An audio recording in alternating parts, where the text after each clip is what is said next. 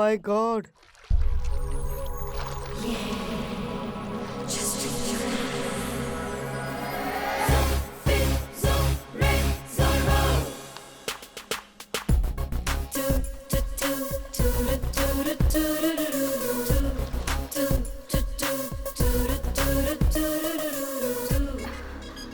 Hey Meera. Hi. Oh, 1 minute. Yeah.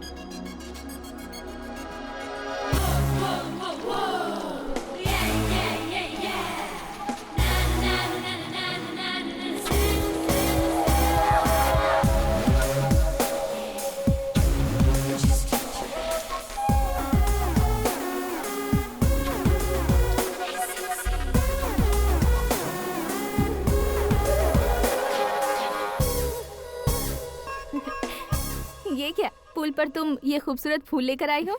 तुम्हें thanks बोलने के लिए आई हूँ। क्या थैंक्स? वो क्यों? तुम्हारी वजह से ही तो आकाश मुझसे मिला है।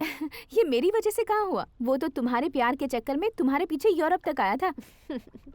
Crazy guy. एक्चुअली ऐसा कुछ भी नहीं हुआ था। उसने तुम्हें स्टोरी सुनाई थी। स्टोरी सुनाई? हाँ, वैसे प्यार करने के लिए स्टोरी सुनाए तो गलत है, लेकिन प्यार से बचने के लिए प्रॉब्लम नहीं है। यानी कि उसने जो कुछ भी कहा वो सब कुछ एक झूठ था। और ऐसे लड़के को तुमने हाँ कह दिया? ऐसा है, इसीलिए तो मैंने उसे हाँ कहा है। समझाती हूँ। उसके बारे में पता किया, फेमस होने के लिए नेता को पत्थर मारा, प्रमोशन मिलते ही मिनिस्टर को बीच सड़क पर छोड़ दिया, और तुमसे शादी रुकवाने के लिए मेरा नाम ले लिया। He is something. उसके प्रेजेंस ऑफ माइंड की दीवानी हो गई मैं। श्रद्धा, अक्सर हम लड़कियों के दिमाग में एक उम्र हो जाने तक कुछ क्वेश्चंस हमेशा चलते ही रहते हैं कि सुंदर लड़के से शादी करें या पढ़े लिखे लड़के से या पैसे वाले लड़के से। लेकिन आकाश से मिलने के बाद सारे सवाल के जवाब मिल गए कि अक्लमंद लड़के से शादी करनी चाहिए।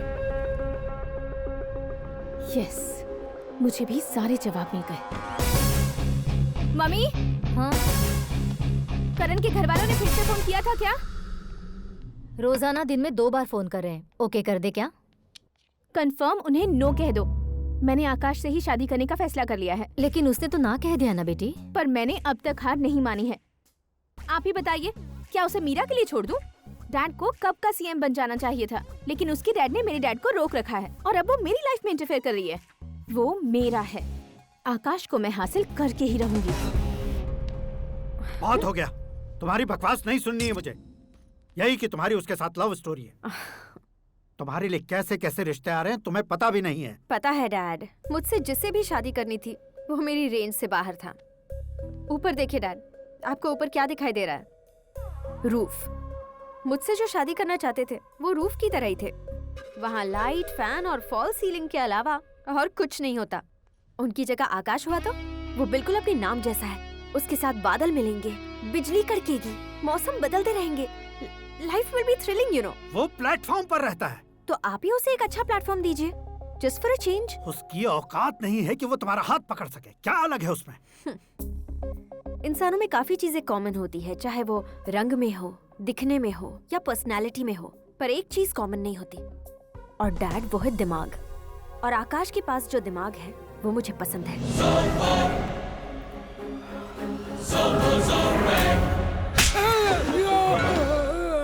क्या सर, आपने थप्पड़ क्यों मारा? तुम्हें तो जान से मार देना चाहिए। कोई अगर पत्थर से मारे तो उसे जेल में डालना चाहिए, न कि उसे नौकरी पर रखना चाहिए। मैंने तो सिर्फ नौकरी पर रखा था सर, लेकिन इन्होंने तो घर में ही घुसा लिया। क्या भाई, जब विनाश काल चल रहा हो तो कोई भला क्या कर सकता है? वो तो एक हीरो एंट्री मारता है और लड़कियां तिलमिलाने लग जाती हैं। मुझे तो सड़क पर छोड़ गया था, इसे तो बीच में ही लटका दिया है। आफ्टर ऑल एक कॉमन मैन से ज्यादा कुछ नहीं है वो, लेकिन उसके लिए एक चीफ मिनिस्टर, होम मिनिस्टर और विकास मंत्री बैठकर पंचायत कर रहे हैं। अगर आप चाहें तो रातों रात उसकी कहानी खत्म नहीं कर सकते क्या? कैसे खत्म करूं मैं? वो अब कॉमन मैन नहीं है, सेलिब्रिटी है। शहर का बच्चा बच्चा उसे पहचानता है। उसके ऊपर मक्खी भी भनकी तो एसएमएस कॉन्टेस्ट रख देंगे चैनल वाले। सीएम ने मारा या होम मिनिस्टर ने मारा।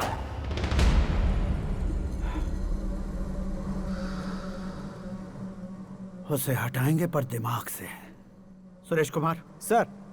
शास्त्री को फोन लगाओ। Hi, I am Arjun with lots of गुण। हाँ? इसी एक्सप्रेशन को बदलने के लिए यहाँ पर आया हूँ मैं। I want young young, you know what? Young पोरगी। चला। तुम्हारी उम्र कितनी है? यहाँ आने वाले लोग सवाल कम पूछते हैं, फिर भी जवाब मिल जाता है, समझा? 1 मिनट। हेलो, कहाँ पर हो शास्त्री? मैं तो फिलहाल मोक्ष का मार्ग ढूंढ रहा हूँ सर। अर्जेंटली गेस्ट हाउस पर आ जाओ। नहीं सर, मैं नहीं आ सकता। मैं अपनी पुरानी हिस्ट्री को नया कर रहा हूँ। तुम क्या पागल हो गए हो जो तुम मुझे मना कर रहे हो? इसको क्या बताऊँ, कैसे समझाऊँ कि मैं कहाँ हूँ? नहीं सर, मैं जहाँ हूँ ना वहाँ पे मैं। बकवास बंद करो। 5 मिनट में तुम यहाँ आ जाना, वरना टास्क फोर्स वहाँ आ जाएगी तुम्हें लेने। ये नहीं हो सकता सर।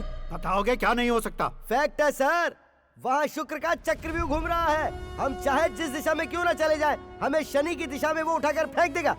उससे पंगा मत लेना, वरना एसिड से नहाने जैसा हो जाएगा सर। तुम तो कहते थे कि ऐसी कुंडली मेरे अलावा किसी की नहीं हो सकती। हम ऐसा ही सोचते हैं सर। मुंबई में भाईजान से बड़ा सुपरस्टार कोई नहीं, यही सोचते थे ना। लेकिन क्या उसे रणबीर ने ओवरटेक नहीं किया? ये भी ऐसा ही है सर। इसकी कुंडली भगवान ने नहीं लिखी है, उसने खुद लिखी है, और उसे ओवरटेक करना मुश्किल है।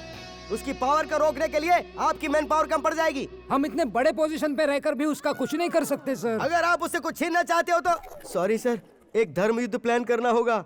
उसे अधर्मता से जीतना होगा। सुरेश कुमार सर, उसके जन्म से लेकर अब तक का सारा बायोडेटा 24 घंटे में मेरे पास होना चाहिए।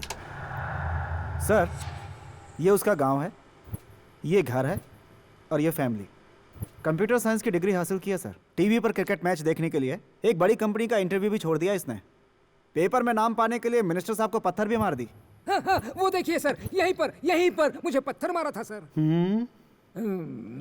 यहीं से उसका असली सफर शुरू हुआ और उसके बाद तो वो लगातार फेमस होता गया। उसके फैमिली मेंबर्स के बारे में बताओ। ये उसका बड़ा भाई प्रकाश नारायण और दूसरा भाई विकास नारायण। एक राजनगर के रेवेन्यू ऑफिस में है और दूसरा कॉलेज में लेक्चरर है। ये 2 भाभियां, ये उनके बच्चे, ये उसकी माँ सरस्वती देवी और ये उसके पिता जय नारायण। रुको रुको रुको, ज़ूम,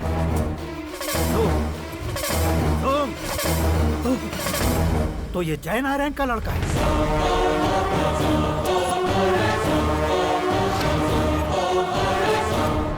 हाँ सर, अपने कुंदनपुर के जय नारायण का बेटा है। ये मेरी जिंदगी में प्यार के लिए नहीं आया है। प्यार के लिए नहीं आया है।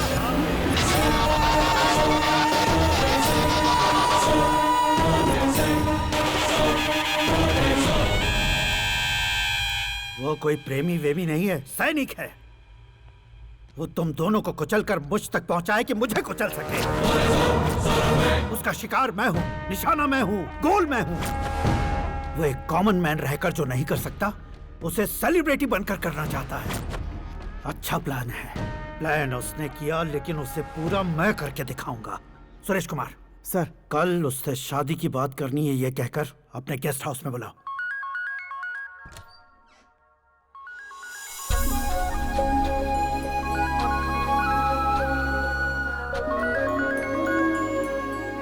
हेलो। मीरा जी, सीएम साहब ने शौक दे दिया। कुछ देर पहले सुरेश जी का फोन आया था, हमारी शादी की बात करने के लिए कल सुबह 9 बजे गेस्ट हाउस बुलाया है। What? I just can't believe this. Dad इतनी इजीली मान भी गए। इसे हमें सेलिब्रेट करना चाहिए। No. I just had a shower. घर में कौन कौन है? ओके। अच्छा बताओ, तुम्हारी स्किन इतनी गोरी गोरी कैसे है? क्या लगाती हो? सीक्रेट है, ब्यूटी टिप्स बताई नहीं जाती। ओहो, शावर किस शैम्पू से करती हो? वो सब छोड़ो, तुम क्या यूज करते हो? जब से तुमसे मुलाकात हुई है तब से मीरा शैम्पू ही पूरे शरीर पर लगा लेता हूँ। फ्रीज। क्या हुआ? पानी की एक बूंद बिल्कुल एक हीरे की तरह तुम्हारे बालों पर कैसी लग रही है, देखो तो। अब वो तुम्हारे माथे से धीरे से होते हुए धीरे धीरे तुम्हारे नाक के ऊपर आकर वहां से होठों को चूमकर खूबसूरत गले से होते हुए नीचे फिसलकर तुम्हारे हुस्न को छूते हुए नीचे उतरकर सांसों के साथ साथ सर्र से ऐसे आखिर में नाभि में आके